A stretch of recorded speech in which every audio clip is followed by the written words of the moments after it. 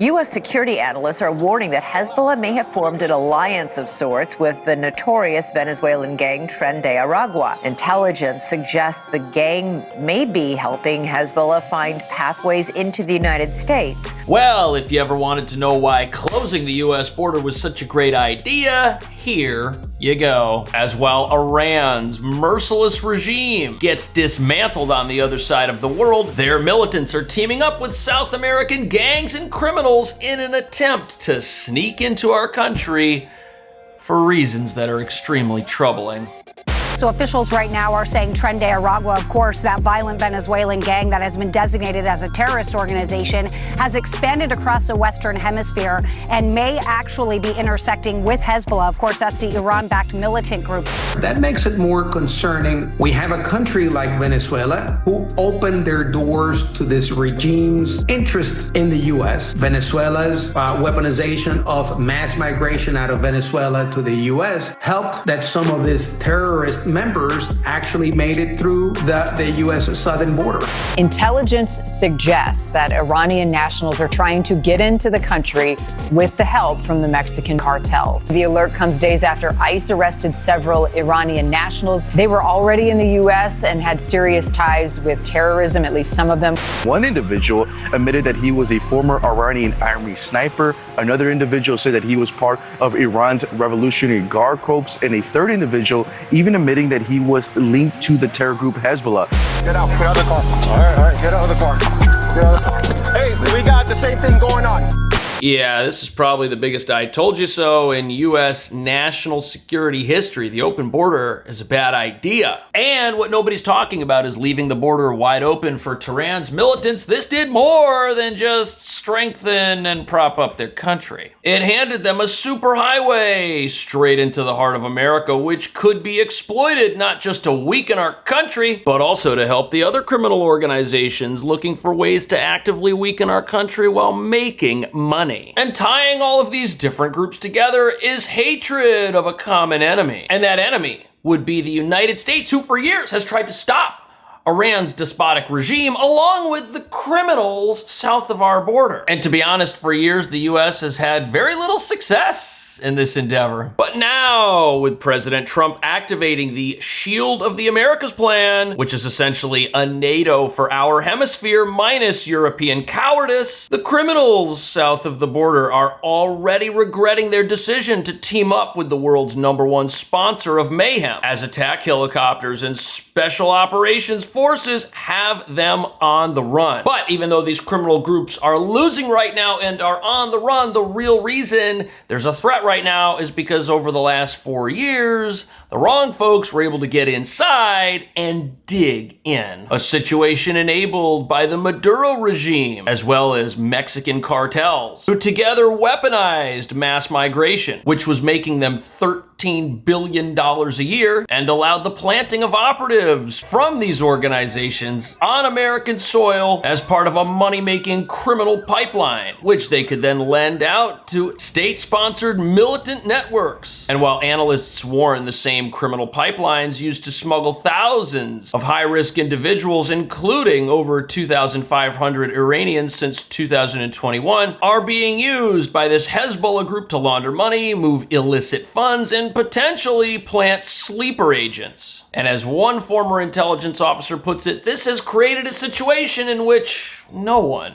is truly safe. Tren de Aragua, of course, that violent Venezuelan gang that has been designated as a terrorist organization, has expanded across the Western Hemisphere and may actually be intersecting with Hezbollah. Of course, that's the Iran-backed militant group there. So we've seen direct links here tied to these two organizations by two of Venezuela's top military officials, including a former director of military intelligence and a retired major general, both who sent letters to President Donald Trump that were obtained by the Dallas Express, alleging that the Maduro regime collaborated openly with organizations including Hezbollah while exporting Tren de Aragua members. Wow, so this isn't just speculation. This isn't just anecdotal evidence. We've now got letters sent to the President of the United States from people who used to be part of these regimes saying that the goal of sneaking the wrong people into America has been actively pursued. But to understand why this has been happening, you've got to understand the tie-in between the sister regimes of Iran and Venezuela. Both of these countries were under heavy US sanctions, but because of their vast natural resources, which both regimes were busy stealing from their own people, they were able to work together to get their oil and goods into the hands of Russia, China, Cuba, while propping each other up and getting paid in the process. And with the US border wide open, there was a massive opportunity to get folks inside America to help keep these criminal enterprises operating long into the future, while acting as a deterrent for any type of law enforcement crackdown or any type of military activity against these countries. Have you ever thought about what really happens to the files and photos you upload to the cloud? Who can see them? Are they being scanned or even used to train AI? That paranoia is why I love Proton Drive. It's private cloud storage from a company that doesn't sell ads or access your data. With end-to-end encryption, not even Proton itself can see your files, your photo albums, your documents. They're locked away from advertisers, AI, and everyone else. And what's great is how Proton fits right into how I work and get things done. I automatically back up photos from my phone, knowing the location data is hidden. I can share large files securely with password-protected links that expire, and I love that I can even create private documents with their built-in documents and sheets, which allow collaboration with members of my team from anywhere, while I control all the access myself. Check out the link on the screen or in the description to take back control of your files, your privacy, and your digital life right now, something you can only do with Proton Drive. Security experts say the concern isn't necessarily a formal alliance, but rather what they call criminal terror convergence. A former U.S. intelligence officer telling us the Venezuelan regime has direct ties to the Iranian regime dating back years. Wow. He says there is concern now that you can go directly from the Middle East to Latin America. Take a look. That's wild. So this criminal convergence, what you have here is the enemy of my enemy is my friend. You've got a despotic regime in Iran. You had a sister regime in Venezuela. You've got the regime in Cuba. What do all these countries want? They want less of the United States. That's what they all want. So if they team up, they work together, they can not only prop each other up, but together they can combine forces, go into the country when America's border's wide open, and do who knows what, while creating and solidifying secret pathways and networks that allow the passage of people through safe houses and infrastructure on both sides of the border. Pipelines the bad guys are still using to get into our country if they really want to. And the problem is now that the United States is locked in a conventional conflict with Iran, the possibility that these networks could be exploited for the wrong reasons definitely exists. And it's something people are finally starting to pay attention to. We have a country like Venezuela who opened their doors to this regime's interest in the U.S. Yep. Venezuela's weaponization of mass migration out of Venezuela to the U.S. helped that some of these terrorist members actually made it through the U.S. southern border. No one is safe. I think that everybody could be a target simply because of the way that we value our culture and values in the U.S. Well, okay, only if one of those values is unlimited illegal immigration with zero consequences and a wide open border. We can have the values that we cherish and love and that make America great, yes. The second we open the US border, all of those values are put at risk. And closing the border is actually the best thing you can do to first start eliminating these criminal networks once and for all. You're basically cutting these guys off from the mothership, so to speak. If they can't freely transit the border, everybody who's inside is now on the run from ICE and Homeland Security, and everybody on the outside, well, they don't have the same ability to freely operate in the open in South America like they used to because of the Shield of America's plan. At the same time, the regime in Venezuela is no longer there to support these criminal networks. And in the case of Iran, no one really knows who's running the country now either. And what we're witnessing here is finally a US president that is looking at the border security issue and the national security issue and aligning these two things. For years, we were told, oh, it's a border security, it has nothing to do with national security. Oh, our enemies on the other side of the world, they're all the way over there and we're all the way over here. It doesn't matter if we open the border. Yes, it does. We're learning from all of these reports that it does. And now finally, somebody's looking at all this and saying, hey, it's all related. And if we want to keep the country safe, we got to do a whole bunch of things at once. Some of the issue already here and the concern, not a hypothetical one. Back in 2024, along the southern border in Texas, an Iranian national told Border Patrol he paid $25,000 to the Venezuelan smuggling network linked to Tren de Aragua to reach the United States after traveling through Brazil and Central America. Where to get that money? DHS confirming to News Nation that Tren de Aragua is now present in at least 46 states. They've arrested at least 7,800 gang members, more than 1,200 of them associated with Tren de Aragua. And Elizabeth, now the United States.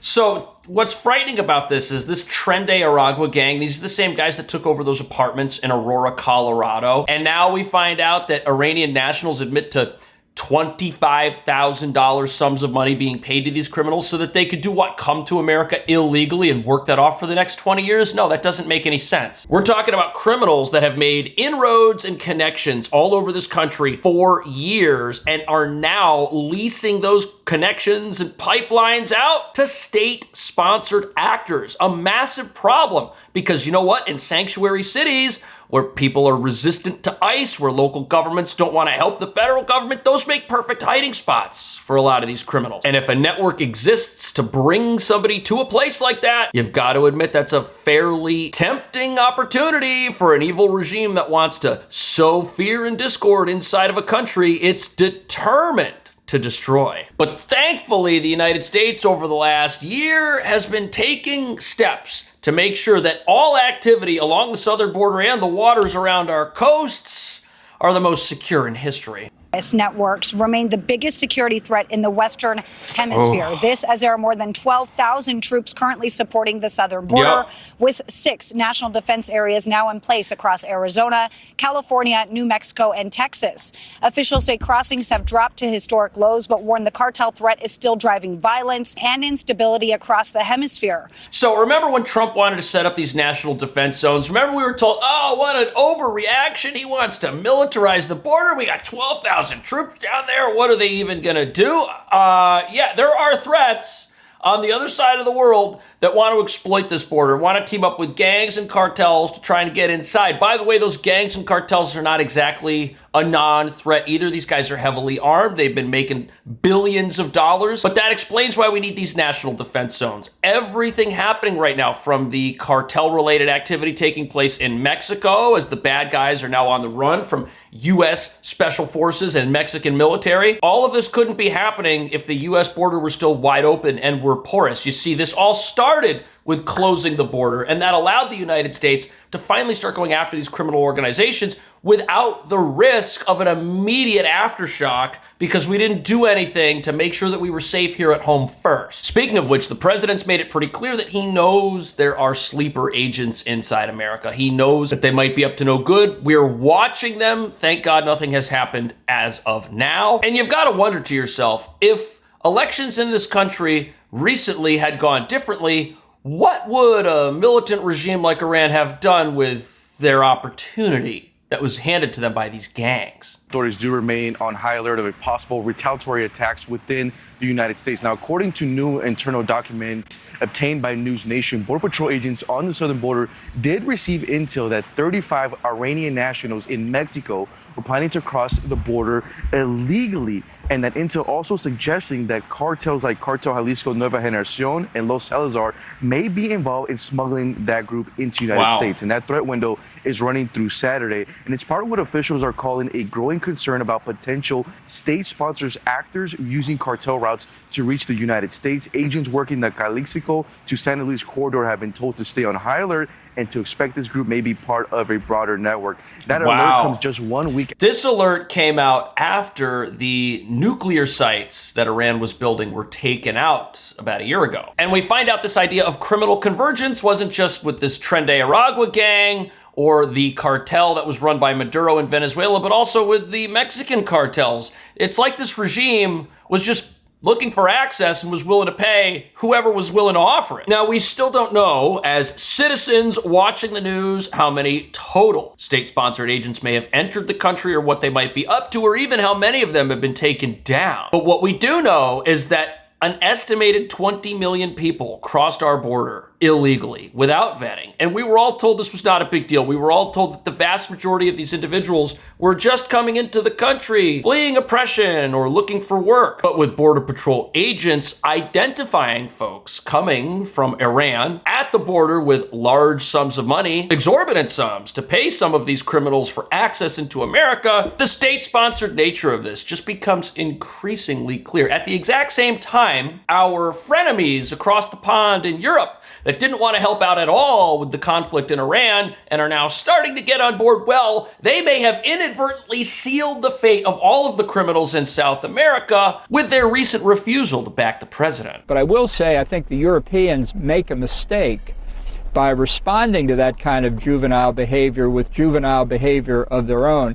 A number of European leaders, including Kaja Kallas, the European Union's chief foreign policy official, have said expressly, Iran is not our war. That's a very dangerous way to put it, because it invites Donald Trump. It almost teases him to come back and say, well, okay, Iran is not your war.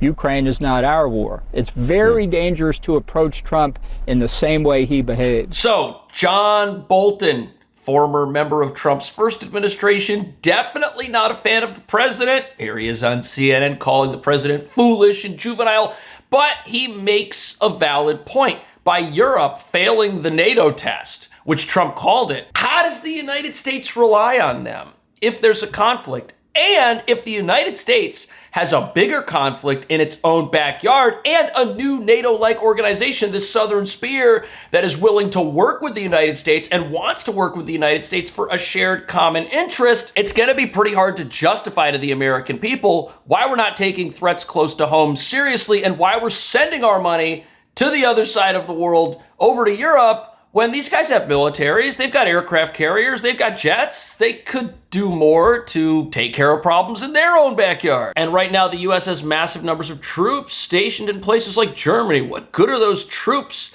if Germany isn't going to do anything when the United States needs help in some sort of conflict like in Iran? So much of Europe is propped up by the U.S. military, backing their way of life and enabling a social safety net that many of these countries have that would have to be scaled back drastically if we weren't as involved over there. And obviously, this is something the president is aware of. Obviously, this is something the president wants to stay away from. That's why the Shield of the Americas is such a big deal. It's almost as if a new apparatus that requires the United States' full attention for purposes of national security and border security and hemispheric safety is being set up so that we can pull out of other hemispheres where people should be paying more of their fair share of things like NATO dues. US President Donald Trump lost it at his NATO allies who have left the United States and Israel down in the war effort against Iran.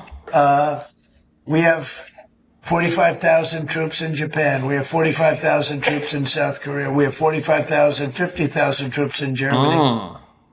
We defend all these countries. And then, do you have any minesweepers? And they say, well, would it be possible for us not to get involved? I've been saying it for a long time. This is the greatest thing to come out of this. We spend trillions and trillions of dollars on NATO to defend other countries. And I always said, but if it ever comes time to defend us, they're not going to be there. That's right. Many of them would not be there. And we're going to have to start thinking more wisely in this country. Right. And how do you do that? Well, you've got a threat on the soil of countries in South America and in Mexico. That's a threat that the United States is close to. That's a threat that's in our own backyard. Yet we've got 45,000 troops who can't do anything about it because they're over in Germany doing absolutely nothing. Like, what's the point of that?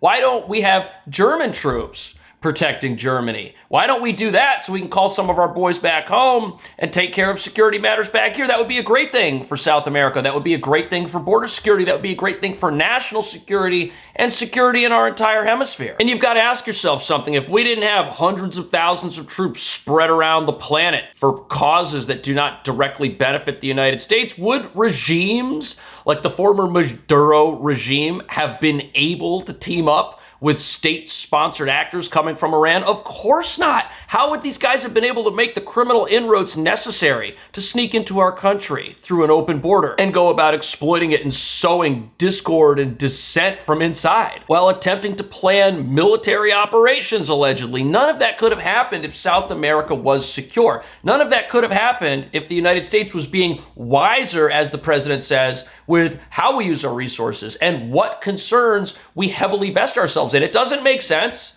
for us to have problems that destroy South America because of a lack of U.S. leadership. That does not make any sense at all. It just takes away from the law abiding in countries like Ecuador, in countries like Mexico, and in countries like America when what? We're propping up a country like Germany or France? I mean, come on. What do you think about these criminal militants teaming up with the worst of the worst to sneak into America? Do you think the president's on the right track here? Let me know. I will see you in the next video.